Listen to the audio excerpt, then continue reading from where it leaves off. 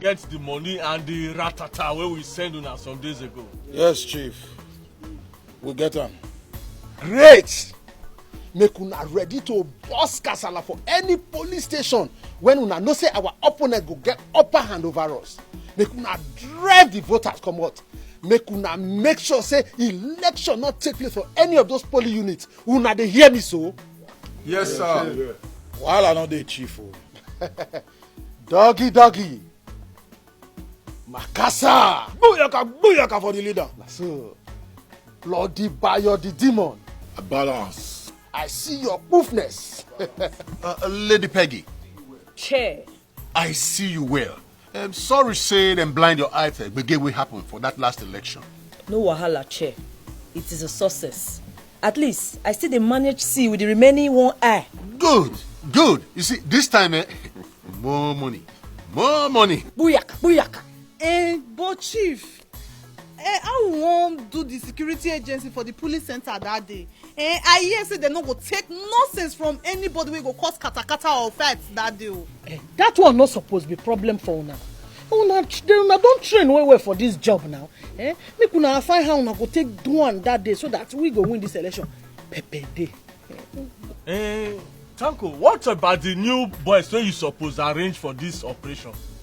And we don't train them well on how to fire, guns. So the matter be saying now, say after I look you there, you go like see the ball.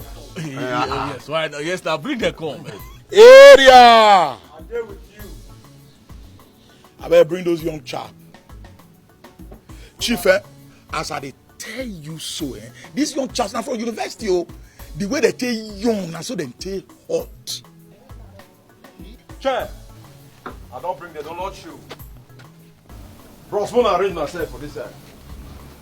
Mommy, I salute. Mogbe Kule. Zainab. Baba. Emeka. Respect, Papa. Susan. Papa hail.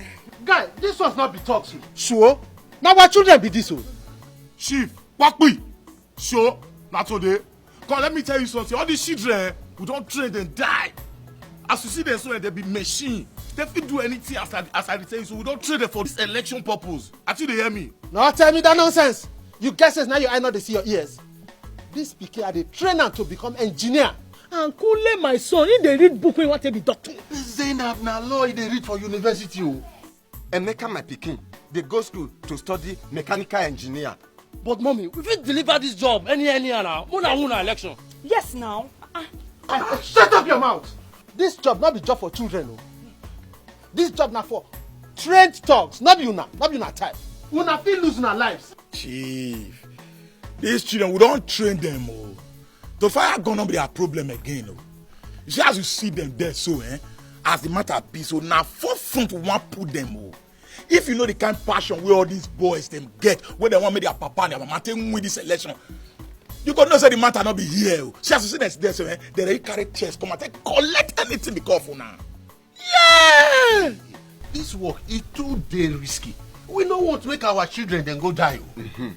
So now that people children qualify to die for your election matter be? Leave them matter. Something they worry you for head.